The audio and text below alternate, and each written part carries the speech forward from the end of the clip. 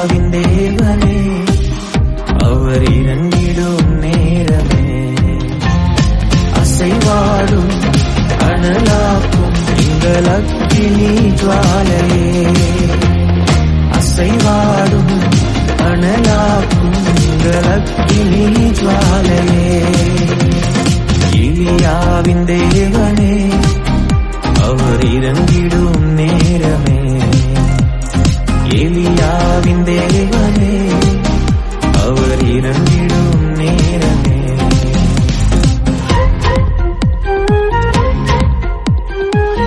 இந்த கால வேளையில கர்த்தரை ஆராதிக்க வந்திருக்கிற ஒவ்வொருவருக்காய் நான் ஆண்டவரை துதிக்கிறேன். கர்த்தர் உங்களை ஆசீர்வதிப்பாராக. இன்றைக்கு நான் நேர செய்திக்கு நேராய் நான் உங்களை கொண்டு போக விரும்புகிறேன். 2 ராஜாக்களின் புத்தகம் 2ஆம் அதிகாரம் 13 14 வாசிக்கலாம். 2 ராஜாக்களின் புத்தகம் 2ஆம் அதிகாரம் 13 14 வாசிக்கலாம்.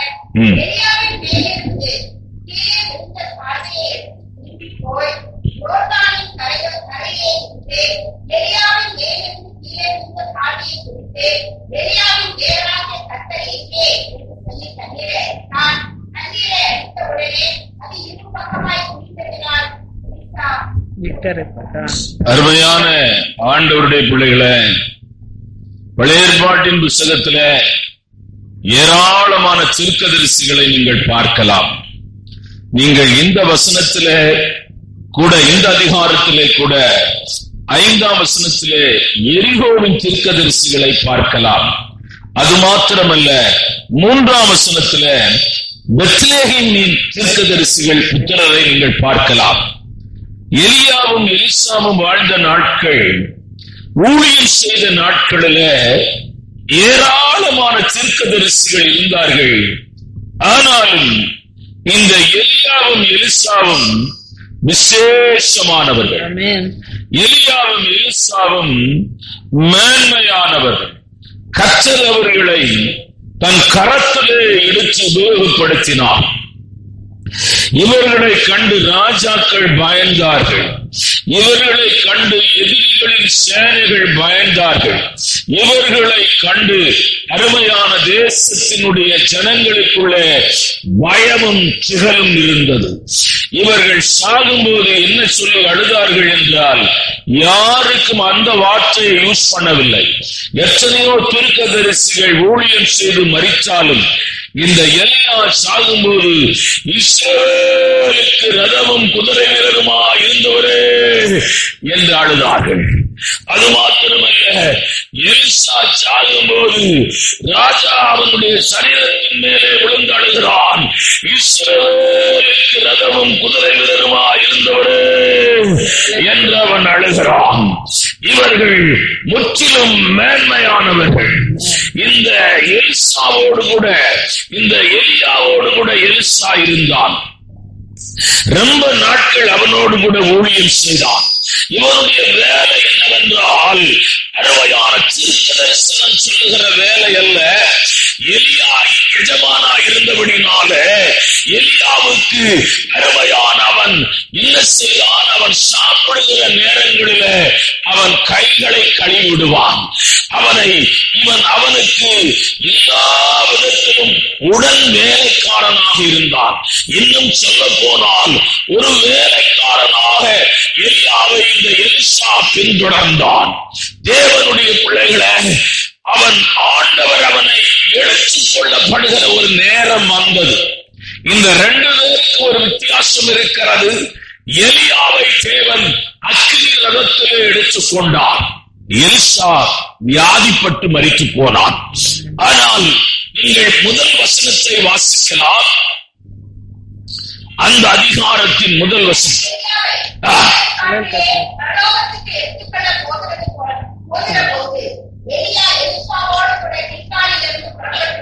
அவனுக்கு தெரிந்து போனது, இன்றைக்கு தேவன் தன்னுடைய எஜமான எடுத்துக் கொள்ளும்படி அக்கினி ரதத்தை பரலோகத்திலிருந்து அனுப்பியிருக்கிறார் என்பதை அவன் அறிந்து கொண்டான். அருமையானவர்களே, அன்றைக்கு இருந்த தீர்க்கதரிசிகளும் எலிசாவினிடத்திலே வந்து சொன்னார்கள், உன் எஜமானை தேவன் எடுத்துக் கொள்ளப்பட்டது உனக்கு தெரியுமா என்று கேட்கிறார்கள்.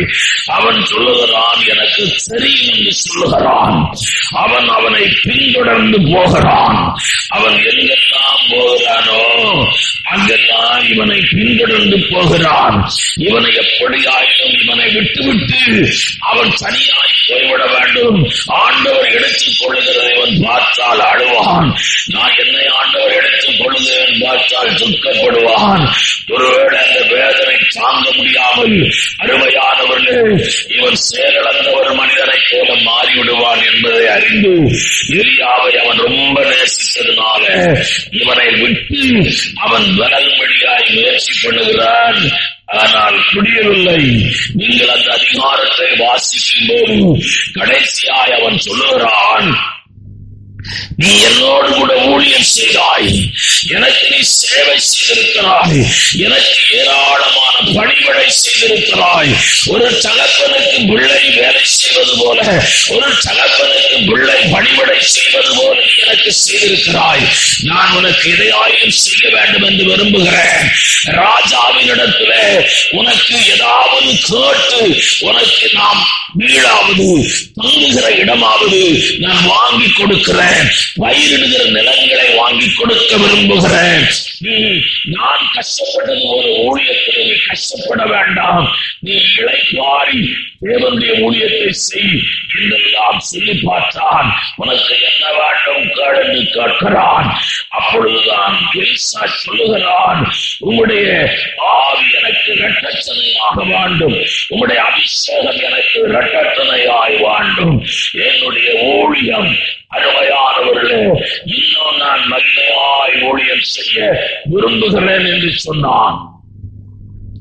நான் உனக்கு தருகிறேன் என்று எலியா சொல்லவில்லை. நான் எடுத்துக் கொள்ளப்படுகிற நேரத்தில் நீ என்னை பார்த்தால் உனக்கு கிடைக்க வாய்ப்பிருக்கிறது. அருமையானவர்களே, அவனை தேவன் எடுத்துக் கொண்டதை கண்களினாலே பார்த்தார். அப்பொழுது ஒரு சால்வு மேலே இருந்து கீழே விடுகிறது. இந்த சால்வை குறித்து நான் நிறைய முறை பிரசங்கித்திருக்கிறேன்.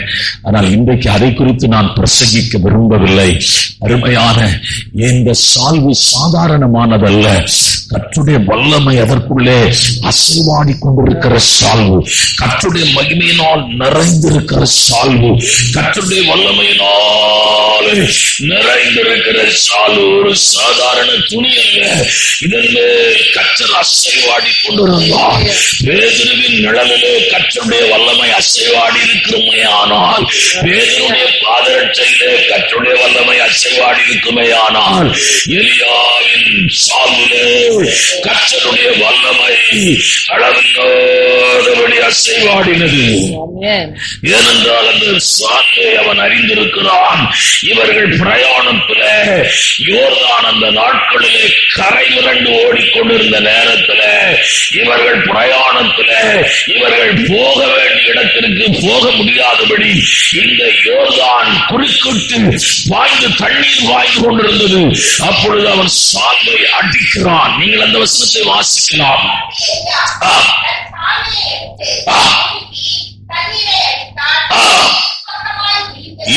பக்கமாய் பிரிந்து போனது. அவர்கள் இருவரும் இவன் எலியா தன் சால்வை எடுத்து அழித்தான். அந்த சால்வை தன் கரத்தில் இருக்கிறது. ஒரு பக்கத்திலே துக்கம், ஒரு பக்கத்திலே வேதனை, ஒரு பக்கத்திலே அழுகிறான். எஜமானோடு கூட நாம் ஊழியம் செய்தோம், இப்பொழுது தனியாய் நின்று கொண்டிருக்கிறோம். அருமையான யோர்தான் நதி ஒரு பக்கத்திலே பாய்ந்து கொண்டிருக்கிறது. எப்படி அக்கறைப்படுவோம் என்ற ஒரு எண்ணம் மனதிலே ஓடிக்கொண்டிருக்கிறது. கண்களிலே கண்ணீர் வடிந்து கொண்டிருக்கிறது. அருமையான இந்த ஊழியத்தை நாம் எப்படி செய்வது, இந்த ஊழியத்தை எப்படி நாம் அருமையான செய்வது? அவர் சொல்லும் போது சொன்னாரு, இரட்டச்சனையான அபிஷேகம் உனக்கு எனக்கு வேண்டும் என்று கிடைக்க வேண்டும் என்று சொன்னேனே, அவர் கிடைக்கும் என்று ஒன்றும் சொல்லவில்லை. சால்வை அவன் எடுத்து எலியா அங்கு எங்கே அடித்தானோ அப்படியே அவன் சால்வை அடிக்கவில்லை. அவன் சொல்லுகிறான், எலியாவின் தேவன் எங்கே?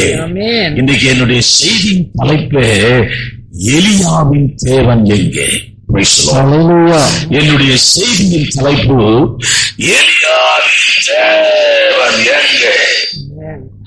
அருமையான எலியாவை மாத்திரம் அவன் சொல்லவில்லை. அந்த சால்வை அடிக்கும் போது அருமையான ஊழியக்காரனாகிய எலியாவே, உம்முடைய நாமத்திலே இந்த சால்வை நான் அடிக்கிறேன் என்று அடிக்கவில்லை. அவன் எலியாவின் தேவன் என்று சொல்லுகிறான். இந்த கால வேளையில கர்த்தரை ஆராதிக்க வந்திருக்கிற தேவனுடைய பிள்ளைகளே, நீங்கள் இந்த இடத்தை விட்டு போகும்போது ஒரு அடைச்சலோடு கூட நீங்கள் போக வேண்டும். உங்கள் பேர் ஒருவேளை பேதுருவாயிருக்கலாம், உங்கள் பேர் ஒருவேளை சிம்சோனாயிருக்கலாம், ஒருவேளை உங்கள் பேர் மரியாளாயிருக்கலாம், மாற்றாளாயிருக்கலாம். அதனால் இந்த காலவெளியிலே ஊழியக்காரன் சொல்லுகிறேன், நீங்கள் போகும்போது அருமையான தேவனாகிய மரியாள், தேவனாகிய அருமையான பேதுரு, தேவனாகிய யோசேப்பு, அப்படி உன் பேரோடு கூட தேவனுடைய வார்த்தை இணைய வேண்டும். இப்பொழுது உன் பேரோடு கூட உன் தகப்பனுடைய எரிசல் இணைந்திருக்கிறது, தவறல்ல. அதோடு கூட இன்னொன்றும் இணைய வேண்டும். ஆபிரகாமின் தேவன், ஈசாக்கின் தேவன், யாக்கோபின் தேவன். அல்லேலூயா. உன்னை அழைத்தவரோடு கூட இருந்தால் அவர் உன்னுடைய தகப்பன், அவர் உன்னுடைய பரம தகப்பன். ஐயா, இழுக்கும்படியா இருக்கிற தகப்பனுடைய எரிசல் இருக்கிறது, ஆனால் பரம தகப்பன் இல்லை. தேவன் இணைந்து உன் பேரோடு கூட இணைந்திருப்பது, உன் சீரியத்தோடு கூட இணைந்திருப்பது, உன் வாழ்க்கையோடு கூட இணைந்திருப்பது உனக்கு கிடைத்த மகா பெரிய பாக்கியம். ஹல்லேலூயா. யார் தெரியுமா? தேவனுடைய பிள்ளை. தேவன் என்ற வார்த்தை ஒரு பேரோடு கூட இணைந்திருக்கிறது. நம்ம பேரை சிலர் சொல்லவே கஷ்டப்படுவாங்க, நம்மளோடு கூட நம்மளை இணைச்சுக்கிட சிலர் கஷ்டப்படுவாங்க, நம்மளை சேர்த்துக்கிட கஷ்டப்படுவாங்க. ராகாபோடு கூட தேவன் இணைத்துக் கொண்டார். தன் பேரோடு கூட தேவன் ராகாப்பை இணைத்துக் கொண்டார். மோவாப் பெண்ணாகிய ரூத்துவை தேவன் தன் பேரோடு கூட இணைத்துக் கொண்டார். ஆகவேதான் பிறப்பின் அட்டவணையிலே அவர்களுடைய பேரை தேவன் அருமையான பொன் வார்த்தைகளினாலே பொறித்திருக்கிறார். இந்த பரிசுத்த வேத புத்தகத்திலே அவர்களுடைய பேர் எழுதப்பட்டிருக்கிறார். ரூத் இஸ்ரவேல் பெண் அல்ல, அவள் புறஜாதியை சேர்ந்த ஒரு பெண். தேவன் அன்றைக்கு வந்ததுனாலே தன் பேரோடு கூட தேவன் அவளை இணைத்துக் கொண்டார். ராகாப் ஒரு வேசிதான், ஆனால் அவள் தன்னுடைய ஊழியக்காரர்கள் வேவு பார்க்க வந்த ஊழியக்காரர்களுக்கு நன்மை செய்தபடினாலே தேவன் அவளை தன் பேரோடு கூட இணைத்துக் கொண்டார். சில பேரோடு கூட இணைத்துக் கொண்டார். அருமையான கர்த்தருடைய பிள்ளைய, உன் பேரோடு கூட தேவன் உன்னை இணைத்துக் கொள்ள விரும்புகிறார். ஆமென். இணைத்துக் கொள்ள விரும்புகிறார். நீ சாதாரணமான மனுஷனோ மனுஷன், நீ ஒருவேளை நினைக்கலாம் நான் சாதாரணமான ஆள் என்று. நீ சாதாரணமான ஆளாய் தான் இருந்தாய். சாதாரணமான வாழ்க்கை உலக மனிதன் வாழ்கிறது போலதான் வாழ்ந்து கொண்டிருந்தாய். ஆனால் தன் பேரோடு கூட இணைத்துக் கொண்டதுனாலே விசேஷமான ஒரு மனிதனாய், விசேஷமான ஒரு மனுஷியாய் கர்த்தர் தன் கரத்திலே உன்னை தன் வரைந்திருக்கிறார். ஆமென். ஆமென். அவன் சொல்லுகிறார், எலியாவின் தேவன் எங்கே? யோர்தானை கடக்க வேண்டும். அருமையான யோர்தானை கரை வறண்டு ஓடிக்கொண்டிருக்கிறது. அநேக இக்கட்டுகள், அநேக பாடுகள், அநேக நெருக்கங்கள், அநேக போராட்டங்கள். நீ கடக்க முடியாதபடி அருமையான திரைக்கு போய் வந்திருக்கிறாயா? ஆமென். போராட்டத்தோடு கூட வந்திருக்கிறாயா? நீ கடக்கும்படியாய் தேவன் உன்னை கொண்டு வந்திருக்கிறார். கடக்கும்படியாய் தேவன் உன்னை இங்கே கொண்டு வந்திருக்கிறார். காலையிலே வாக்குத்தத்தத்தை குறித்து பேசும்போது அருமையான 2 அடைக்கல பட்டணத்தை சொன்னேன். ஒன்று பழைய ஏற்பாட்டின் காலத்திலே அருமையான தொய்ந்து போனவர்கள், உடைக்கப்பட்டவர்கள், தவறுகளை செய்தவர்கள், கொலை செய்தவர்கள் ஓடி அந்த அடைக்கல பட்டணத்துக்குள்ளே போக வேண்டும். அங்கே ஒருவனும் அவனை கொல்ல முடியாது, அவனை அங்கே ஒருவனும் சேதப்படுத்த முடியாது. அந்த பட்டணத்துக்குள்ளே இருக்கும் வரையிலும் அவன் பாதுகாப்பாயிருப்பான். அந்த பட்டணம் புதிய ஏற்பாட்டிலே கர்த்தர் தன் சபையை தேவ ஜனத்திற்கும் உலக ஜனத்திற்கும் அடைக்கல பட்டணமாய் தேவன் 2000 வருஷமாய் இந்த பூமியில திறந்து வைத்திருக்கிறார். ஹல்லேலூயா. ஆண்டவர் கூட அவன் அங்கே நின்று கொண்டிருக்கிறான் யோர்தான் கரையில. அந்த சால்வு தேவனுடைய சபையாய் இருக்கிறது. அந்த சால்வு இயேசுவின் நாமமாய் இருக்கிறது. அந்த சால்வு புதிய ஏற்பாட்டில் தேவனுடைய பிள்ளைகளுக்கு பரிசுத்த ஆவியானவராய் இருக்கிறார்.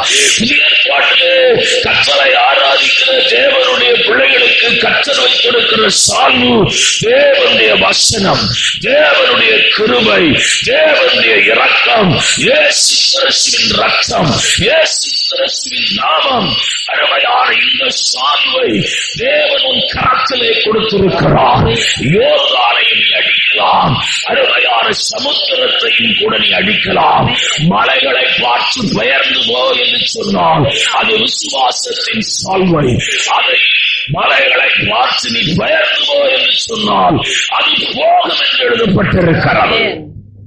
உன் கரத்திலே கர்த்தர் சால்வை கொடுத்தது போல இப்பொழுது எலிசாவின் கையில சால்வு இருக்கிறது.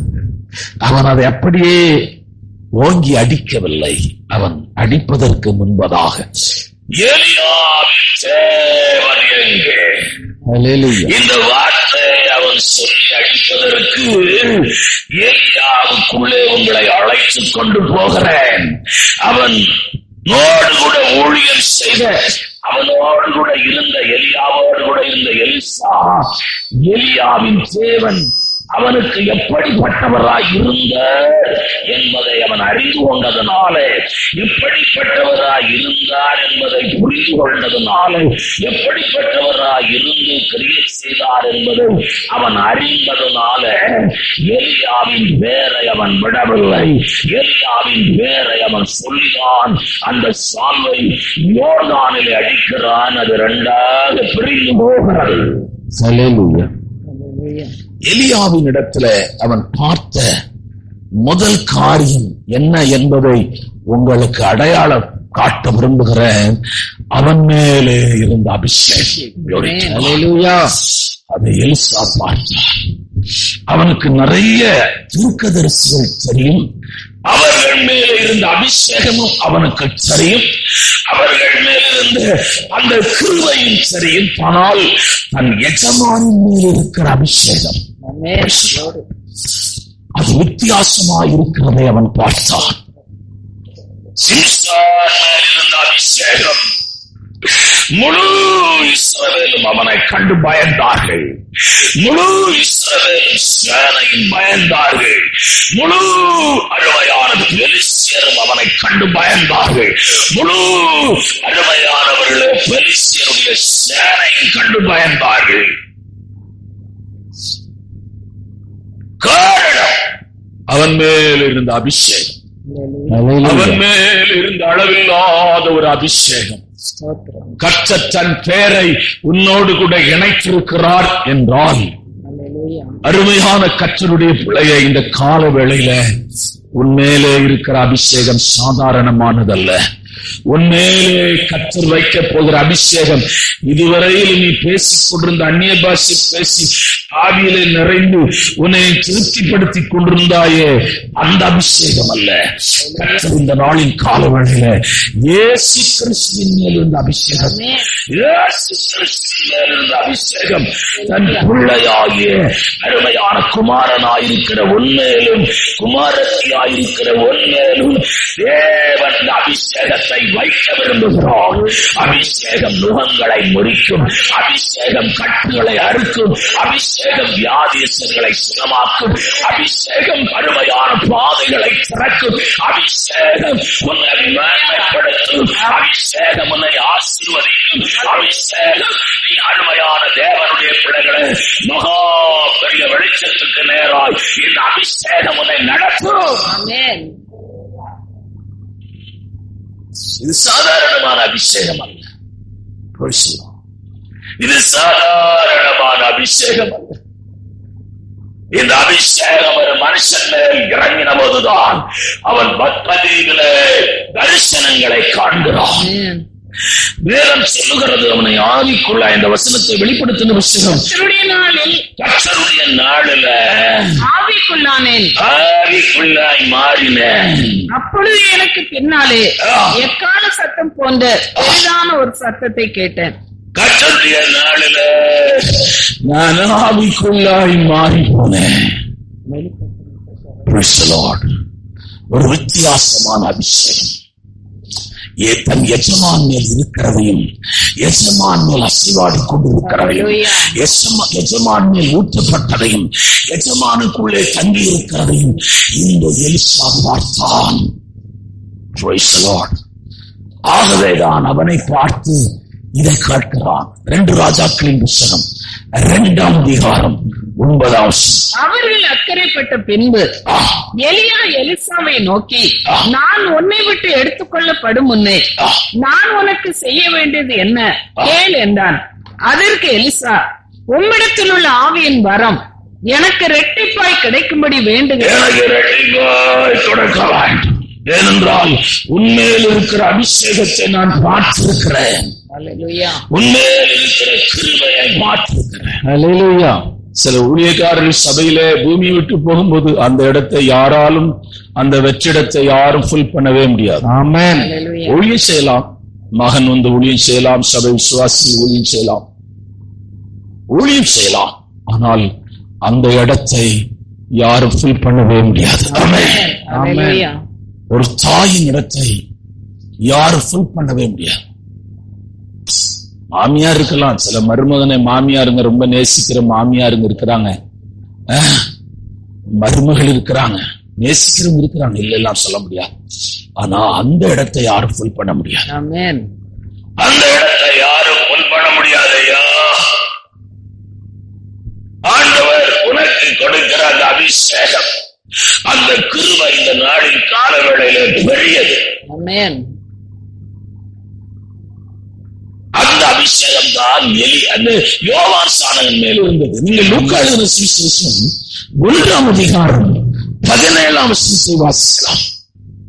பிதாக்களுடைய இருதயங்களை பிள்ளைகள் இடத்திற்கும் கீழ்ப்படியாதவர்களை நீதிமானுடைய ஞானத்திற்கும் திருப்பி உத்தமமான ஜனத்தை கர்த்தருக்கு ஆயத்தப்படுத்தும்படியாக அவன் எலியாவின் ஆவியையும் பலமும் உடையவனாய் அவருக்கு முன்னே நடப்பான் என்றான். எலியாவின் ஆவி அவனுக்கு முன்னே நடப்பான்.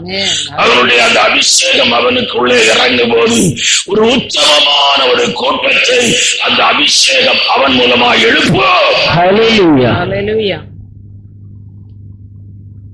யோவான் சாணகன் மேல் இருந்த அபிஷேகம் குறித்து வேதம் லூக்கா எழுதுகிறான். அவன் மேல் இருந்த அபிஷேகம் எல்லார் மேல் இருந்த அபிஷேகத்தை போலல்ல.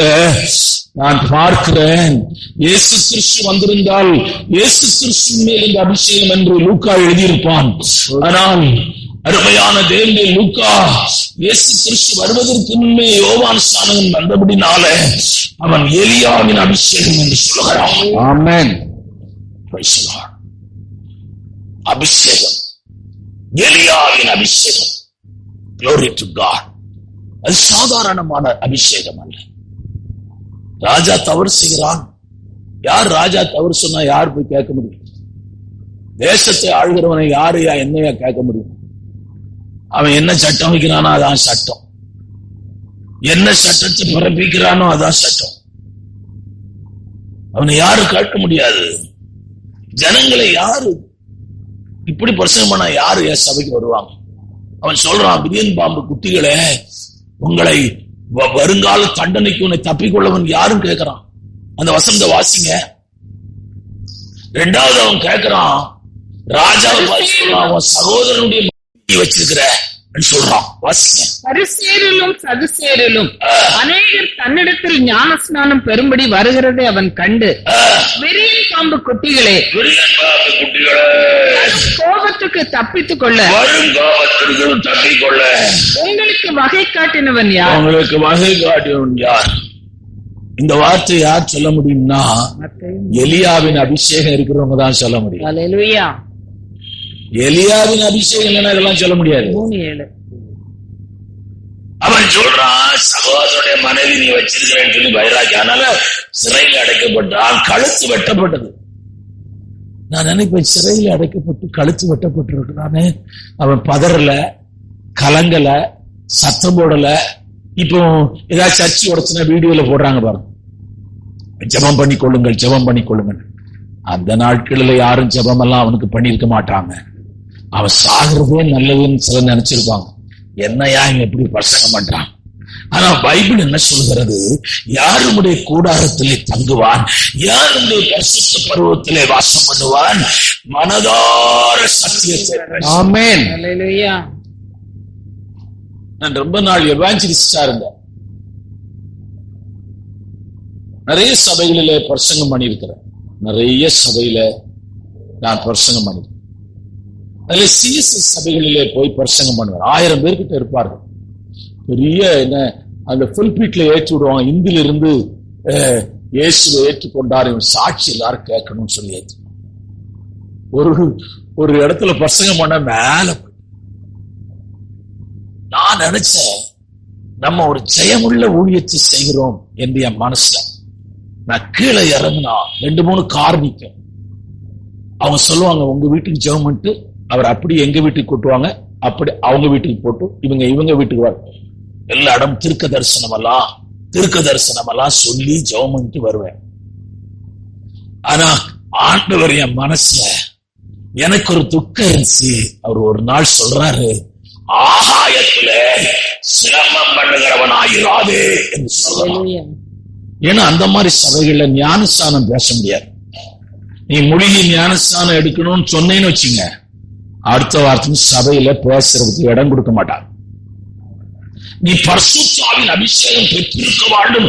ஒருவன் ஜலத்தினாலும் ஆவியினாலும் பெறவாவிட்டால் தேவனுடைய ராஜ்யத்திற்கு போக மாட்டான் என்று பிரசங்கித்தால் நம்ம மட்டும்தான் என்று பிரசங்கம் பண்ணிட்டு இருக்கணும். சபை நம்மளை ஏற்றுக்கொள்ளாது. தேவனுடைய பிள்ளைகளே, நாம் மனதார சத்தியத்தை பேச நம்மை கர்த்தர் அழைத்திருக்கிறார். ஹல்லேலூயா. பணம் கிடைச்சாலும் சரி, கிடைக்காம போனாலும் சரி, ஜனங்க கிடைச்சாலும் சரி, கிடைக்காம போனாலும் சரி, ஜனங்களை வசப்படுத்த முடிஞ்சு வசப்படுத்தினா வசப்படுத்துறதுக்கெல்லாம் வழி இருக்கு. அந்த வழியெல்லாம் ஒன்னும் நம்ம ஃபாலோ பண்ண வேண்டாம். நான் வசனத்தை தைரியமா ஜனங்களுக்கு பிரசங்கிப்பேன். நானும் ஒரு சாது தூத்துக்குடியில ஒரு இடத்துல பிரசங்கம் பண்ண போனோம். எனக்கு ஞாபகம் இருக்கு. தெருவில் அவன் உள்ள பேரெல்லாம் சொல்லிட்டு இருக்கிறான். அந்த தெருவில் எத்தனை பேர் போனா அத்தனை பேரையும் சொல்லி இயேசு அழைக்கிறாருங்கிறான். உண்மையா பேரெல்லாம் சொல்லிட்டு இருக்கிறான். அவன் என்கிட்ட சொல்லுவான், நீங்க 2 பேரை சொல்லுங்கிறான். அடப்பாவில அவன் சின்ன பையன். இப்ப அவன் சிஎஸ் ஐயரா இருக்கிறான். அந்த ஒரு நாள் இங்க வந்திருந்தான் என்ன பாக்குறது. நான் சொன்னேன், தெருவில் எவனாவது இருக்கிறான், நீ சும்மா பாட்டு பேர் சொல்லு. ஐயோ, என்ன அந்த கூட்டிட்டு போனவங்க என்ன கையை விட்டுட்டாங்க. அவனோடு பேசுறாங்க, அவனுக்கு நல்ல காணிக்கை கொடுத்தாங்க, நல்ல சாப்பாடு கொடுத்தாங்க. அவன் சொல்றான், பாத்தியா இந்த பேர் நான் சொன்னதுனால எனக்கு இருக்கிற மதிப்பை பாருங்கிறான். நான் சொன்ன ஊழியமே இல்லாட்டாலும் பரவாயில்ல, நான் வசனத்தை பிரசங்கம் பண்ணேன். ஆமென். ஜனங்க நம்மளை ஏற்றுக்கொள்ளுகிறார்களோ ஏற்றுக்கொள்ளலையோ, ஜனங்கள் காட்டுகிறார்களோ காட்டலையோ, இந்த வசனத்தை காட்டிலும் மேன்மையான ஒன்று உலகத்திலே இல்லை. வனாந்தரத்தை அதர பண்ணுகிற வசனம், வெண்மான ஈழ பண்ணுகிற வசனம், மலைகளை நொறுக்குகிற வசனம், இது அருமையான வனாந்தரத்திலே வாதை உண்டாக்குகிற வசனம். ஹல்லேலூயா. இதை தவிர நான் ஒன்னும் பிரசங்கம் பண்ண மாட்டேன். அவங்க அப்படி பேசுறாங்க, யாரா எப்படியா பேசுறாங்க. கர்த்தர் எனக்கு வசனத்தை தான் கொடுத்திருக்கிறார். ஆமென். ஹல்லேலூயா. வசனத்தை தான் கொடுத்திருக்கிறார். வைராக்கியமா யோவான் சாரகன் பேசுகிறான், அது எலியாவின் அபிஷேகம். ஆமென். இரண்டாவது அருமையான தேவனுடைய பிள்ளைய எலியாவின் இடத்திலே பார்த்த இரண்டாவது காரியம், ஏனென்றால் இதை அவன் பார்த்ததுனாலேதான் அந்த சான்வை தன் கையிலே எடுத்து எலியாவின் தேவன் எங்க என்று ஓங்கி அடித்தான். ஆமென். அவனிடத்திலே அவன் கற்றுக்கொண்ட, அவனிடத்திலே பார்த்த இரண்டாவது காரியம், அருமையான கர்த்தருடைய பிள்ளைகளே, ஆச்சரியமானது. இரண்டாவது காரியம், எலியா செய்த அற்புதங்கள். ஆமென். ஆமென். அவனுடைய ஊழியம் மற்றவர்கள் ஊழியம் போல அல்ல. கர்த்தர் அவனை கொண்டு பலத்த காரியங்களை செய்தார். யாக்கோபு எழுதும்போது எலியாவை பற்றி எழுதும்போது இப்படி எழுதுகிறான், நம்மை போல பாடுள்ள மனுஷனாயிருந்தும் கருத்தாய் சிரித்தார். அந்த வார்த்தை வாசித்தார். எலியா என்பவன் யாக்கோபு 5:17. யாக்கோபு 5:17. எலியா என்பவன் நம்மை போல பாடுள்ள மனுஷனாய் இருந்தும் மழை பெய்யாதபடிக்கு கருத்தாய் ஜெபம் பண்ணினான். அப்பொழுது 3 வருஷமும் 6 மாதமும் பூமியின் மேல் மழை பெய்யவில்லை. மறுபடியும் ஜெபம் பண்ணினான். வானம் மழையை பொழிந்தது. பூமி தன் பலனை தந்தது. Powerful prayer man. இயற்கையின் மேலே அவன் ஜெபம் ஆளுகை செய்கிறான். நம்ம ஜெபம் எப்படி சிஸ்டர் சொன்னாங்களே, நம்ம ஜெபத்தை பத்தி ஏதோ நம்ம ஜெபம் பண்ணிட்டு இருக்கிறோம், ஏதோ அந்நிய பாஷை பேசிட்டு, ஏதோ சத்தம் போட்டுட்டே இருக்கோம், கையை கால அசைச்சிட்டு இருக்கோம். நான் தவறெல்லாம் சொல்லல, ஆனா அவன் ஜெபம் இயற்கையை ஆளுகை செய்கிறதா இருக்க வேண்டும். இயற்கையின் மேல் அதிகாரம் உள்ளதா இருக்க வேண்டும். இயற்கையோடு கூட நீ பேச வேண்டும். யோசுவா சூரியனை நிறுத்துகிறான் வார்த்தையினாலே. ஒரு நாள் முழுவதும் இந்த யூத நாட்காட்டியை பாத்தீங்கன்னா ஒரு நாள் குறைஞ்சிருக்கும். யூத நாட்காட்டி வேற. அதிலே நீங்கள் வாசித்தால் அவன் ஒரு நாள் சூரியனை நிறுத்தினான், சந்திரனை நிறுத்தினான். Powerful prayer man. நீ இதை பார்த்தான் எலியாவின் இடத்துல. நான் சொல்லுகிறேன், உங்களுடைய ஜெப வாழ்க்கை மாறுவதாக, உங்கள் ஜெப சத்தங்கள் மாறுவதாக, உங்கள் ஜெப உணர்வுகள் மாறுவதாக, உங்கள் ஜெப எண்ணங்கள் மாறுவதாக. அருமையான தேவனுடைய பிள்ளைகளே, அநேக நாட்களாய் சில காரியங்களுக்கு நீங்கள் சிரித்துக் கொண்டிருக்கிறீர்கள். கர்த்தர் சொல்லுகிறார், இந்த வருஷத்திலே ஆண்டவர் கொடுத்த வாக்குத்தத்தம் திறந்த வாசலை உனக்கு முன்னே வைத்திருக்கிறேன். உன் ஜெபங்கள் கேட்கப்படும், உன் ஜெபங்களுக்கு பதில் வரும். உன் கண்களுக்கும் உன் சிந்தனைகளுக்கும் உன் உணர்வுக்கும் உன் எண்ணங்களுக்கும் அது பெரியதாயிருக்கலாம். ஆனால் நீ அருமையான உன் பேரோடு கூட தேவனுடைய பெயர் இணைந்திருக்கிறது, அதை மறந்து விடாதே. நீ தேவனுடைய பிள்ளை, தேவனுடைய குமாரன், தேவனால் அழைக்கப்பட்டவன், தேவனால் தெரிந்து கொள்ளப்பட்டவன், கல்வாரி ரத்தத்தினால் மீட்கப்பட்டவன். ராக்கா சாந்தா ராக்கா மௌனி. ஆண்டவர் உன்னோடு கூட இருக்கும்படியாய் பரலோகத்தை துறந்து இந்த உலகத்துக்கு வந்திருக்கிறார். ஆமென். நான் உலகத்தின் கடைசி வரையிலும் உன்னோடு கூட இருப்பேன் என்ற ஒரு மகிமையான வாக்குத்தத்தத்தை தேவன் உனக்கு தந்திருக்கிறார். ஆகவே முதல் அற்புதத்தை நான் உங்களுக்கு நீங்கள் காண்கிறீர்கள். இரண்டாவது அற்புதம் 1 ராஜாக்களின் புத்தகம் 17ஆம் அதிகாரம் நிறைய அற்புதம் இருக்கு. நான் எல்லாத்தையும் பேச நேரமாயிரும். நான் 1-2 அற்புதத்தை தான் சொல்லுகிறேன். 11, 12, 13 கொண்டு வர அவள் போகிற போது அவன் அவளை நோக்கி கூப்பிட்டு, கொஞ்சம் அப்பமும் உன் கையில எனக்கு கொண்டு வா என்றான்.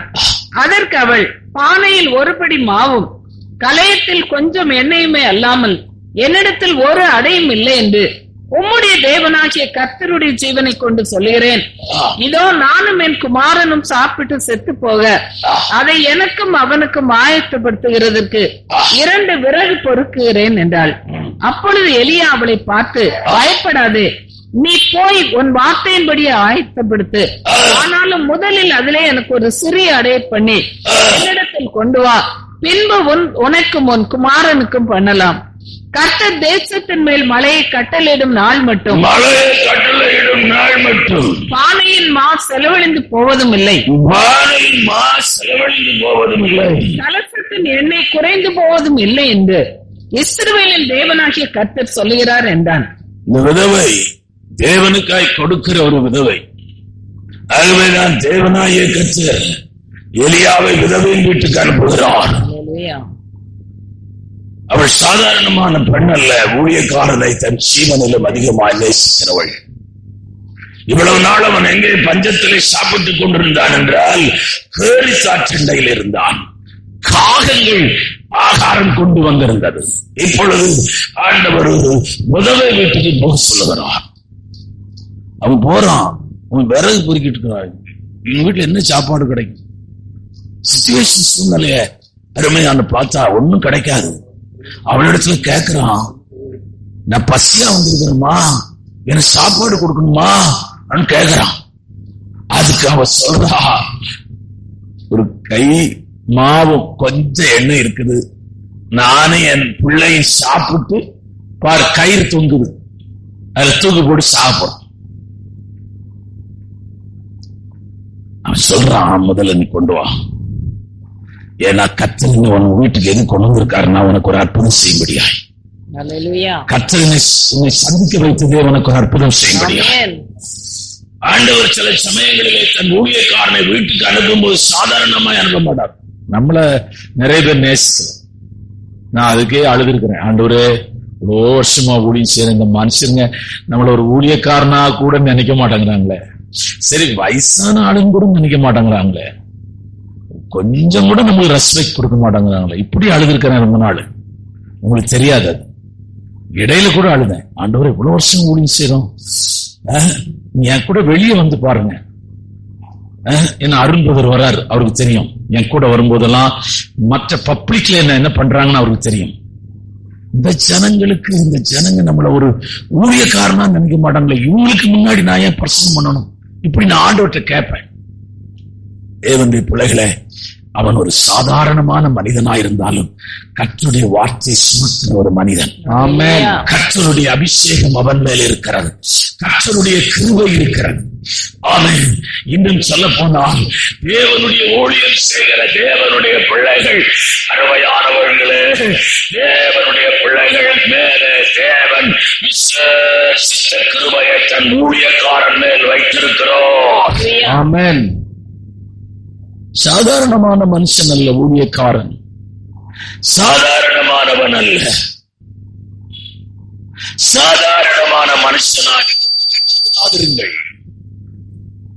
பிள்ளைகளை கூட நான் சொல்லுகிறேன்.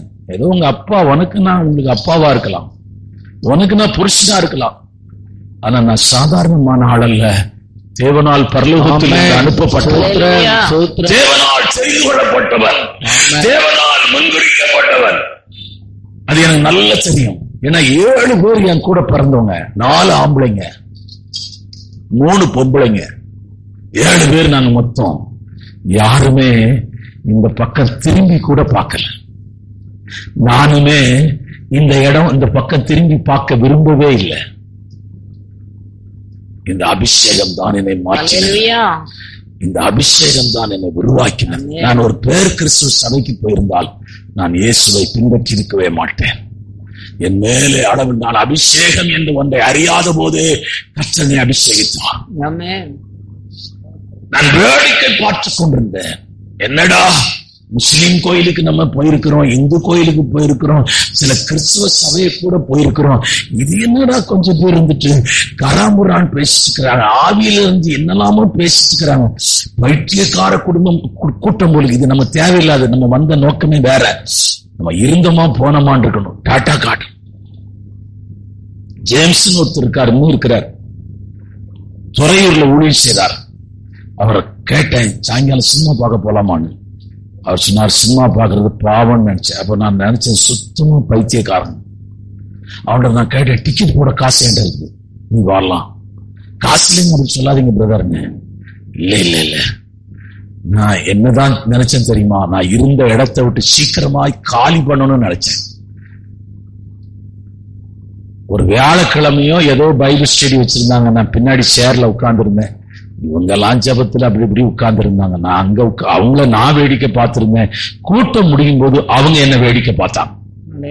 என் மேல கர்த்தருடைய அபிஷேகம் அளவில்லாதபடி இறங்கினது. ஆமென். கர்த்தருடைய ஆவியார் அளவில்லாதபடி ஊற்றப்பட்டார். இந்த நாளில இரண்டாவது எலியாவை செய்த அற்புதம். ஒரு ஊழியக்காரன் போகிற தேசமாயிருக்கட்டும், போகிற கிராமமாயிருக்கட்டும், போகிற பகுதியாயிருக்கட்டும், அந்த பகுதியை கர்த்தர் ஆசீர்வதிப்பார். ஆமென். ஒரு குடிசை ஏரியா, ஒரு 500 குடிசை இருக்கும். சிஸ்டரோட டியூட்டி செய்தவங்க அழகம்மான்னு சொல்லி, அவங்க அங்க ஒரு பிளாட் வாங்கி ஒரு சின்ன வீடு போட்டிருந்தாங்க. என்ன ஜெபமான கூப்பிட்டாங்க, எங்க வீட்டுக்கு ஒரு ஜெபமெண்ட் போங்க. நான் அங்க கோபம் வேற அந்த அம்மாவுக்கு. இந்த ஆளுக்கு வேற இடமே கிடைக்கல பாருங்க. இந்த பண்ணி மேயர் அந்த குடிசையில ஏரியாவில் கொண்டு வந்து வீடு வாங்கி வீடு வேற கட்டி பால் காய்க்கிறான் ஆள். அவர் ஊழியக்காரர்.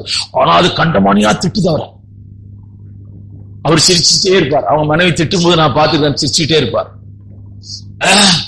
என்ன பாஸ்டர் பாருங்க, பாஸ்டர் பாருங்க பாருங்க பாருங்க பாருங்க. நான் சொன்னேன், இந்த இடத்தை உங்க நிமித்தம் கர்த்தர் ஆசீர்வதிக்க. ஹல்லேலூயா. ஏதோ ஒரு கிறிஸ்தவ ஸ்தாபனம் இந்த இடத்தை தத்தெடுத்து ஒரு குடிசை இல்லாம அங்க வீடு கட்டியிருக்கிறான். நான் அடுத்த தடவை போகும்போது நீங்க சொன்னபடியே நடந்துட்டு பாஸ்டர். இப்ப பாருங்க, ஒரு கூரை வீடுங்க கிடையாது.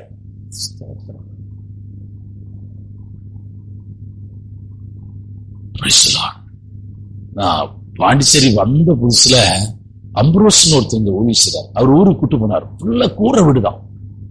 ரீசெண்டா அவங்க மருமகன் தான் நமக்கு இப்போ கலண்டர் எல்லாம் அந்த வாக்குத்தத்தம் அடிச்சு கொடுப்பார்.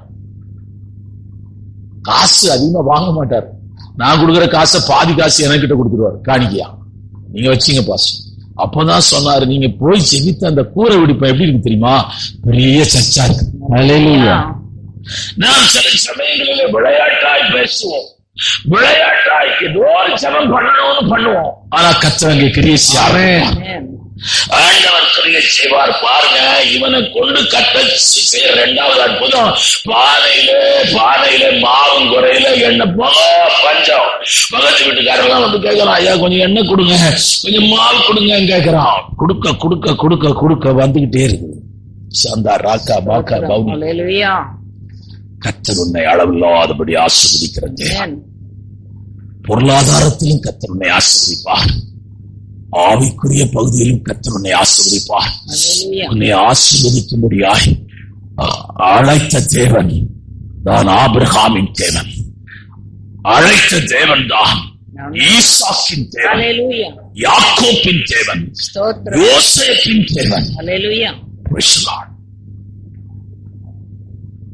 முழு தேசத்துக்கும் கொடுத்துட்டுக்கிறாயா. யோசேப்புன்னு ஒருத்தர் இல்லைன்னு சொன்னா அன்றைக்கு எகிப்து பஞ்சத்தினாலே ஜனங்க செத்து போயிருப்பாங்க. யோசேப்புன்னு ஒருத்தர் இல்லைன்னு சொன்னா அந்த தேசத்தில் இருக்கிற நிறைய சாவு விழுந்திருக்கும். ஆடு செத்திருக்கும், மாடு செத்திருக்கும், ஒட்டகம் செத்திருக்கும், கழுத செத்திருக்கும், பள்ளி செத்திருக்கும், எல்லாம் செத்து செத்து கிடக்கும் சாப்பாடு இல்லாம. யோசேப்புன்னு கொண்ட ஒரு மனுஷனை கர்த்தர் அந்த நாட்களிலே செழிப்பாய் தேவன் வைத்தார். உன்னையும் கர்த்தர் அப்படி ஆசீர்வதிப்பார். சென்னையில ஒரு பிரதர் இருக்கிறார், செல்வராஜ்னு ஒரு பிரதர். சமீபத்தில் அந்த பாஸ் இறந்து போயிட்டாங்க. அதுக்கு அசிஸ்டண்டா இருக்கிறதுக்கு அவரை பற்றி தெரியாது. அவர் எனக்கு நான் போன் பண்ணும்போது சொன்னேன், பிரதர் செல்வராஜ் சாதாரண ஆள் கிடையாது, கோடி கோடி பணத்தை அந்த ஊழியத்தின் கொடுத்திருக்கிறாரு. அதுதான் இன்றைக்கு அந்த சபை இவ்வளவு பெருசா இருக்கு. அந்த ஊழியம் அவருக்கு அவரே யோசிக்கல.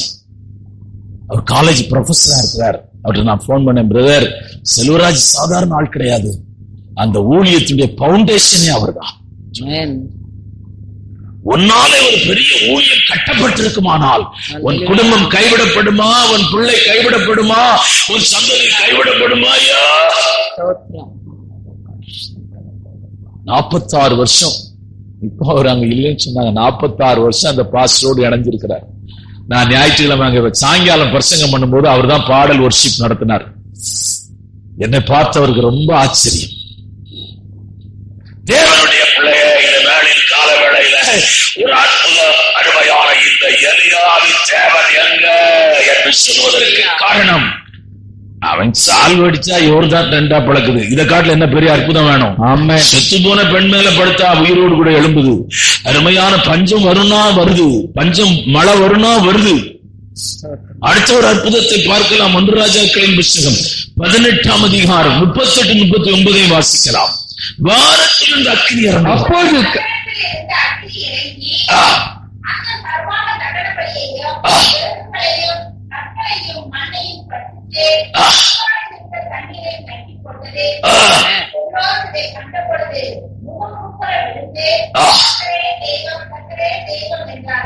எலிசா பார்த்த இரண்டாவது காரியம் என்னவென்றால், எலியாவினுடைய ஊழியத்திலே எலியாவோடு கூட தேவன் இருந்த பலத்த அற்புதத்தை அவன் பார்த்தான். ஹல்லேலூயா. பிரதர் பென்னிகேன் மினிஸ்ட்ரி எத்தனை பேர் பார்த்திருக்கிறீங்களோ தெரியாது. ஆண்டவரின் கரத்திலே வல்லமையாய் உபயோகப்படுத்தப்படுகிற ஒரு மனுஷன் பென்னிகேன். பெங்களூர்ல அவர் பேசுறதுக்கு ஸ்டேஜுக்கு வர்றாரு. பயங்கர கூட்டம் பெங்களூர்ல. அதுல RSS நிறைய பணம் ஒருவனுக்கு கொடுத்து அவனை வெட்டி போட்டுருங்க. பெனிகனை வெட்டுறதுக்கெல்லாம் பெரிய அருவா ஒண்ணு பின்னாடி வச்சிருக்கிறான். அதாவது நீ அற்புதம் நடக்கிற மாதிரி கிட்ட போ, பேக் சைடு போய் வெட்டிடுங்க. முன்னாடி வெட்டுறது கஷ்டம், ஆளுங்கெல்லாம் நிக்கிறாங்க, பின்னாடி போய் வெட்டு. இவர் இந்த ஸ்டேஜ் பக்கத்துல ஹீலிங்ஸ்ல இப்படியே முன்னாடியே நின்றுட்டு இருக்கிறார். நடந்ததை சொல்ற, நீங்க வேணா போய் கேளுங்க. அந்த பின்னாடி அந்த அருவா எடுத்து அவன் ஓங்குனான் பாருங்க, அந்த அருவாவோடைய பெற்று நின்றுறான். அவர் அதை பார்க்கல, பார்த்து திரும்பி விழுறத சத்தம் கேட்டு பார்த்தா ஒருத்தன் அருவாவோடு கிடக்கிறான். பவர்ஃபுல் பிரேயர் மேனா கர்த்தரை மாற்ற போகிறார். ஒரு பவர்ஃபுல் தேவ மனுஷனாய், தேவ மனுஷியாய் கர்த்தர் மாற்ற போகிறார். நீங்கள் மாற்ற விரும்பினால் நடக்கும். மாற வேண்டும் என்ற ஆவல் இருந்தால் உங்களுக்கு கிடைக்கும்.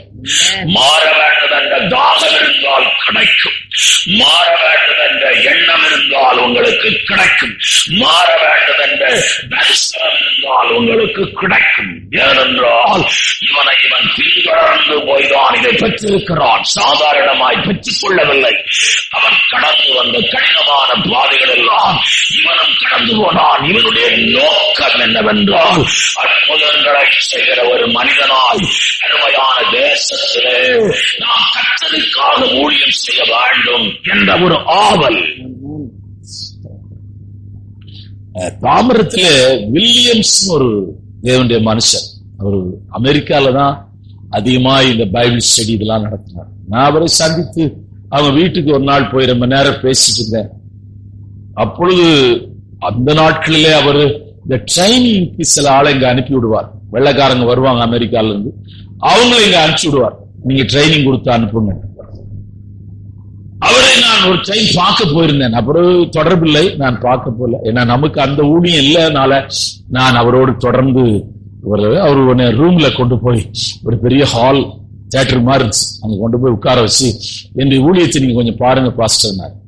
அப்போ அவர் என்ன செய்யறாருன்னா கர்ச்சிப்பை தூக்கி போடுறாரு. பொத்துன்னு ஜனங்க விழுறாங்க. நான் இந்தியாவுக்கு வரும்போது, நான் ஊழியத்துக்கு வரும்போது, ஆண்டவரை சும்மா நான் ஊழியத்துக்கு போக மாட்டேன், அற்புதம் நடக்கும். மோசே அப்படித்தானே சொல்லி போனான். மோசே அப்படித்தானே சொன்னான். கர்த்தர் அவனை கொண்டு எகிப்திலே செய்த அற்புதங்கள் ஏராளம். ஆண்டவர் இன்றைக்கும் ஜீவன் உள்ளவராயிருக்கிறார். இன்றைக்கும் அற்புதம் செய்தவராயிருக்கிறார். இன்றைக்கும் தன் வல்லமையை முன்முதமாய் வெளிப்படுத்த ஆசைப்படுகிறார். தேவனுடைய பிள்ளையே, அற்புதங்களை இவன் பார்த்தான். எலிசா செய்த அற்புதம் ஏராளம் ஏராளம். Glory to God. எலிசா செய்த அற்புதம் சாதாரணமான அற்புதம் அல்ல, அது ஒரு பெரிய பட்டியலே இருக்குது அவன் செய்த அற்புதம். நான் அதையெல்லாம் வசனத்தை சொல்ல விரும்பவில்லை, நேரமாய்விடும். மூன்றாவது, எலியாவிடத்தில் எலிசா பார்த்த காரியம் என்னவென்றால், மூன்றாவது, அவன் கர்த்தருடைய வார்த்தையினாலே தன் ஆவியையும் சிந்தையையும் எண்ணத்தையும் உணர்வையும் சட்டத்தையும் நிரப்பி வைத்திருந்தான். மனுஷங்க ரொம்ப அருமையான மனுஷங்களுக்குள்ள நீங்க எதுல ஒன்றுல அதிகமா ஈடுபடுகிறீர்களோ, எதுல ஒன்றில நீங்கள் அதிகமாக நேரத்தை செலவு பண்ணுகிறீர்களோ, அந்த சூழ்நிலைகள் உங்கள் உணர்வை, எண்ணத்தை, சிந்தையை நிரப்பும். மறந்துடாதீங்க. ஒரு பஸ்ல டிக்கெட் எடுக்கிறவன், அவன் பஸ்ல ஏறி காலையில் இருந்து ticket ticket ticket ticket ticket டிக்கெட்டுமா, ராத்திரி படுத்திருக்கும் போதும் பொண்டாட்டி பக்கத்துல படுத்து கிடக்குறா, பிள்ளை படுத்து கிடக்கு, டிக்கெட் டிக்கெட்டுங்கிறான். பொண்டாட்டி எழுப்பி என்னையா டிக்கெட், நீ டிக்கெட் அடிச்சான்னு கேட்கிறான் ராத்திரி. ஏன்னா இவன் டிக்கெட்ல இருந்தான். ஆமா, நீங்க உங்க சிந்தனையை எதுல நிரப்புகிறீர்கள், ஒரு சிந்தனையை எதுல செலவு பண்ணுகிறீர்கள். சிலர் இங்கதான் இருப்பாங்க, ஆபீஸ்ல இருக்கிற மாதிரியே நினைச்சிட்டு இருப்பாங்க. எம்பி வந்தாரா, நிறைய டைவர்சிட்டி காரணம் சிந்தையை நிரப்புறது. நான் சொல்றது உங்களுக்கு ஆச்சரியமா இருக்கும். நிறைய படிச்சுக்கிட்டே இருப்பாங்க சிலர். ரொம்ப படிச்சுட்டே இருக்கிறவங்க கூட பொண்டாட்டி வாழ முடியாது. ஆமா, வாழ முடியாது. சரி, ஏதோ படிச்ச PhD வர முடிச்ச, அதோட முடிச்சுக்க வேண்டியதானே. இப்ப முன்னா புக், இப்ப கம்ப்யூட்டர் கணக்குல போட்டுட்டு கிரவுண்ட்ல வந்து உட்கார்ந்து 8 மணிக்கு, அவன் வந்ததே வேலைக்கு வந்ததே 5-6 மணிக்கு, திருப்பி கம்ப்யூட்டர் வச்சு இப்படியே தங்கிட்டு அங்க ஒரு 3 மணி நேரம் தங்கிக்கலாம். பொண்டாட்டி எப்ப தூங்குவா, உள்ள அது போனா ரொம்ப டிஸ்டர்பன்ஸா இருக்கு, படிக்கவே முடியாது. அது உங்களுக்கு டிஸ்டர்பன்ஸா இல்லாமலே போயிருக்கும். அது பேக் எடுத்துச்சு. இவன் கூட வாழ்றதை காட்டணும், அப்பா அம்மா வீட்டுல போய் சுகமா வாழலான்னு அது பேக் எடுத்துக்கும். நீ கவனமா இருக்க வேண்டும். படிப்பு, வேலை, காரியங்கள் எல்லாம் பூமியில நீ வாழும்படியாய் தேவன் உனக்கு ஈவாய் கொடுத்திருக்கிறார். அதற்கு பின்னே வாழக்கூடாது.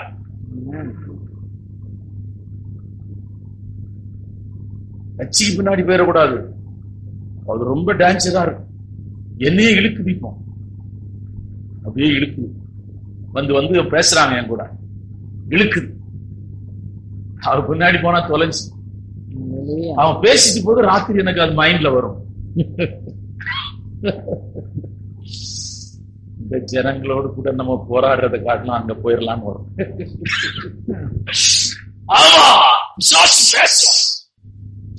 ஒருத்தர் சொல்றாரு, பாஸ்டர் நீங்க சிறுபான்மை, இந்த வாரம் போன் பண்ணாரு, நீங்க சிறுபான்மை தலைவராயிருங்க, ரெங்கசாமிட்ட போனா கண்டிப்பா நீங்க பேச உங்களுக்கு ரொம்ப யூஸா இருக்கு, நீங்களும் மாதிரி ஆளுக்கு. நான் கேட்டேன், ஊழியத்தை விட்டு போலீஸ் ஸ்டேஷனும், கோர்ட், வக்கீல் கூடயும், வண்டி கூடயும், கட்சிக்காரன் கூட நான் போகணுமான்னு கேட்டேன். பாஸ்டர் எங்களுக்காக நீங்க போலாமே, நம்ம பாதையே வேற, நம்ம வழியே வேற, நம்ம பாதையே வேற, போயிடாத. உங்களுக்கு தெரியாது எனக்கு எவ்வளவு பணம் கொடுக்குறேன்னு சொன்னாங்க. லெட்டர் எல்லாம் வாங்கிட்டு போயிருக்கிறாங்க. லட்சம் லட்சமா வந்தாலும் வரும், சொல்ல முடியாது. தேவனுடைய பிள்ளை, இந்த நாளில் கால வேளை ஆராதனையில தேவனுடைய வார்த்தையை எலிசா நிரப்பி இருந்தான். அவன் பிழைக்க வேண்டும் என்று விரும்பவில்லை, வாழ வேண்டும் என்று விரும்பவில்லை, பெருமையாய் சீரிக்க வேண்டும் என்று நினைத்தால் ராஜாவுக்கு பின்னே அருமையான பூஜா போட்டு போயிருக்கலாம். ராஜா பயப்படுகிற ஒரு மனிதன் யார் தெரியுமா? எலியா. ஆமென்.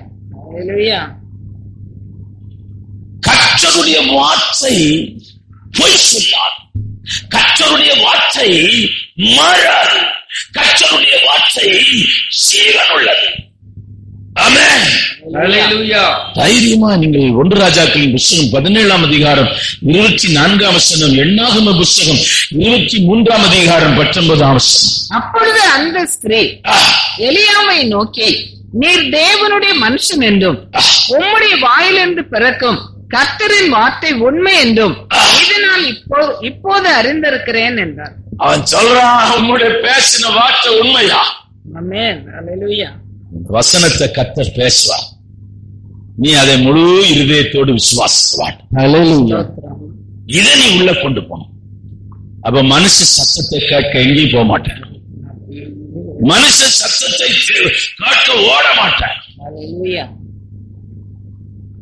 மதுரையில ஒரு ஆளு ஹீலிங்ஸாக வந்தாங்க. இங்க இருந்து வேன் பிடிச்சிட்டு ஒரு குரூப் போச்சு.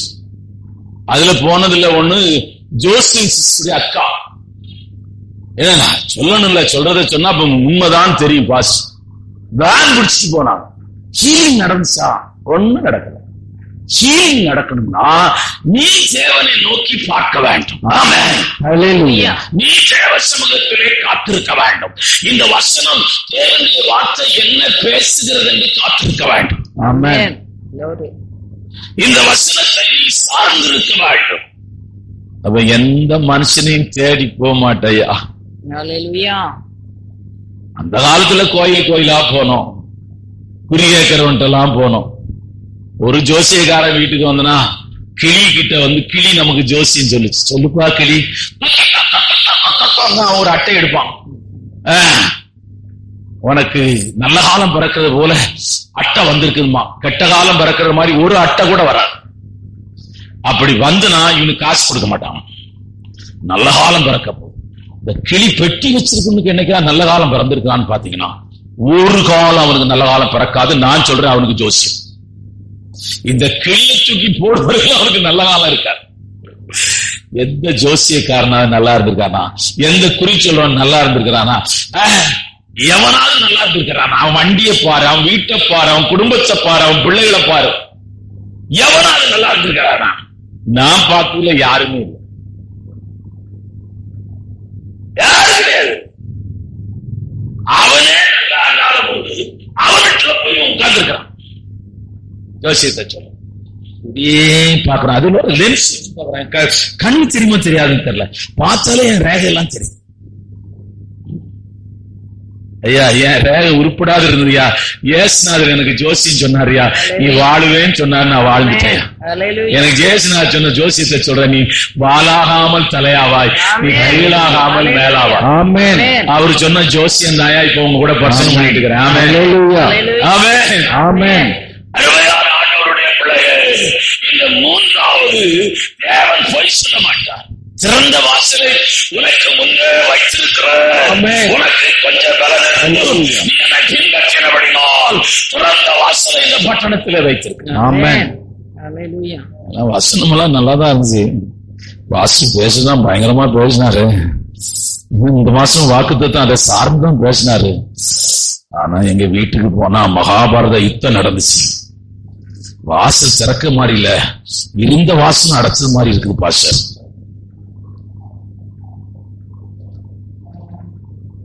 எல்லா சூழ்நிலையும் வசனம் தான் பயங்கரமா இருக்கும். நான் சொல்லுகிறேன், தேவனுடைய வசனம் செயல்படும்படியாய் விசுவாசத்தோடு கூட காத்திருக்க வேண்டும், விசுவாசத்தோடு கூட நம்ப வேண்டும். வனாந்தரத்திலே ஆகாருக்கு அற்புதம் செய்த தேவன், அருமையான தேவனுடைய பிள்ளையாய் இவனை மாற்றி இருக்கிறாரே, உனக்கு அற்புதம் செய்ய மாட்டாரோ? Hallelujah. அவள் மாம்சத்துக்குரியவள், அவளோடு கூட ஆண்டவர் தன் பெயரை வைக்க விரும்பவில்லை. அவள் வைத்துக் கொண்டாள், என்னை காண்கிறவரை கண்டேன் என்று. ஆண்டவர் வைக்க விரும்பவில்லை. ஆண்டவர் யாரோடு கூட வைக்கிறார் என்றால் ஆபிரகாமுக்கு அடுத்தது ஈசாக்கோடு தான் வைக்க விரும்புகிறார். ஆமென். Amen. ஆனாலும் கர்த்தர் அவளுக்கு அற்புதம் செய்தார். ஆனாலும் அவள் அழுகையின் குரலை கர்த்தர் கேட்டார். ஆனாலும் அவள் சத்தத்தை வனாந்தரத்திலே தேவன் கேட்டு ஒரு பலத்த அற்புதத்தை அவளுக்கு ஆண்டவர் செய்தார். ஆகாருக்கு அற்புதம் செய்தவர் உனக்கும் எனக்கும் செய்ய மாட்டாரோ? Amen. உனக்கும் எனக்கும் நடக்க மாட்டாரோ? Hallelujah. ஆகவே எலியாவின் இடத்துல அவன் பார்த்த காரியம், எப்போதும் கர்த்தருடைய வார்த்தையை அவன் காத்திருந்தான். கர்த்தருடைய வார்த்தையை பெற்றுக் கொண்டான். கர்த்தருடைய வார்த்தையை ஜனங்களுக்குள்ளே கொண்டு போனான். கர்த்தருடைய வார்த்தையை ராஜாக்களுக்குள்ளே கொண்டு போனான். கர்த்தருடைய வார்த்தையை தீர்க்கதரிசனத்திலே கொண்டு போனான். கர்த்தருடைய வார்த்தையை எலிசாவோடு கூட பேசினான். அவன் இருதயம் தேவனுடைய வார்த்தையினால் நிரம்பியிருந்தது. அவனுடைய உணர்வு தேவனுடைய வார்த்தையினால் நிரம்பியிருந்தது. அவன் எண்ணங்கள் தேவனுடைய வார்த்தையினால் நிரம்பியிருந்தது. அவன் பேசினது தேவனுடைய வார்த்தையே. ஆமென். ஹல்லேலூயா. சென்னைன்னு போனா பயப்படாதீங்க பிரதர், சோர்ந்து போகாதீங்க பிரதர், கலங்காதீங்க பிரதர், கர்த்தர் கிரியை செய்வார். ஹல்லேலூயா. பாடுகளிலே வருகும்போது நான் அவர்களுக்கு சொல்லுவேன், கிறிஸ்துவின் அன்பிலிருந்து என்னை பிரிப்பவன் யார்? உபத்திரவமோ, வியாகுலமோ, நாசமோ, மோசமோ, பட்டயமோ, நிர்வாணமோ ஒன்றும் என்னை கிறிஸ்துவின் அன்பிலிருந்து பிரிக்க மாட்டாது என்று அறிந்திருக்கிறேன். இந்த பாடுகளுக்கு வழியாய் வந்த விசுவாசி இந்தியாவில் இருக்கிறார்களா? அவன் நிர்வாணமாயிருந்தான். அவன் கப்பல் சேதத்தில் இருந்தான். அவன் அடிக்கப்பட்டான். அவன் மனுஷனுக்கும் தேவதூதனுக்கும் வேடுக்கையாய் போனான். ஒரு வார்த்தை சொன்னாலே இவ்வளவு குதிக்கிறாயே, நீ எப்படி பரலோகத்துக்கு போவாய்? உன்னை திட்டினால் இதை சகித்துக் கொள்ள முடியவில்லை என்றால் எப்படி பரலோகத்துக்கு போவாய்? ராக்கா பாக்கா தூரா பாரா பாரா. கர்த்தர் உன்னை ரட்சித்தது வீண். கர்த்தர் உன்னை அபிஷேகித்தது வீண். உன்னை விட்டு வேறொரு மனுஷனை மோசே சொல்றாரு, ஜனங்களை விடு, நான் உன்னை கொண்டு போறேன்னு சொல்றாரு. அந்த ஜனங்களை வழி போற ஜனங்க, அவளை விடு, நீ வா, உன் சந்ததிக்கு நான் கொடுக்கறேங்கிறார். அவன் அப்பமே பிறந்த கானான்குள்ள இவனும் குடும்பம் போயிருக்கும். அவனையும் போக விடல இந்த ஜனங்க. தேவனுடைய பிள்ளைகள், இந்த கால வேளையில நீங்க ஆலயத்திற்கு போகும்போது இறுதி எப்படி இருக்குன்னு தெரியுமா? ஆண்டவரே, இன்றைக்கு என் ஊழியக்காரன் மூலமா என்னோடு கூட நீர் பேசும் ஒரு இருதயத்தோடு சர்ச்சைக்கு வருது. மியூசிக் பாட்டு கேட்க வரக்கூடாது, தேவைதான். மியூசிக் பாட்டுலாம் தேவைதான். ஆனா அதிலே மூழ்கிடக்கூடாது. தேவனுடைய பிள்ளைகள், மூன்றாவது இடம், கர்த்தர் தன்னுடைய வார்த்தையினால் எங்களை நிரப்ப உங்கள் இருதயம் திறந்திருக்க. வசனத்தை காட்டிட்டே இருக்கணும். என்ன இந்த வசனத்திலே வெளிச்சம் இருக்குது? என்ன இந்த வசனத்துல பாஸ்டர் பேசுறார்? இந்த வசனத்தின் வெளிப்பாடு என்ன? இந்த வசனத்தின் ஆழம் என்ன? இந்த வசனத்தை தான் அப்படிதான் உங்க சிந்தை எண்ணம் எல்லாம் இருக்கணும். மற்றதெல்லாம் மறந்துருங்க. உங்க பிரச்சனை எல்லாம் கொண்டு வராதீங்க, எல்லாம் மறந்துருங்க. நீங்க போகும்போது ஆண்டவர் ஒரு விடுதலையை நீங்க உணர்வீர்கள், ஒரு விடுதலையை நீங்க பார்ப்பீர்கள், ஒரு அபிஷேகத்தை நீங்க உணர்வீர்கள், வல்லமையை உணர்வீர்கள், தேவ பிரசன்னத்தை உணர்வீர்கள். ஹல்லேலூயா. சத்தியத்தை பிரசன்னம் பண்றேன். அடுத்தது, எலியாவின் இடத்திலே அவன் பார்த்த ஒரு காரியம், எலிசாவை அவன் ரொம்ப நேசித்தான். வேலைக்காரன் தான், ஆனால் அவனுக்கு எல்லாம் கற்றுக் கொடுத்தான். ஊழியத்தின் ரகசியங்களை கற்றுக் கொடுத்தான். ஊழியத்தின் பாதைகளை கற்றுக் கொடுத்தான். நீ கற்றுக்கொள்ளுகிறவன் தான் கற்றுக் கொடுக்க முடியும்.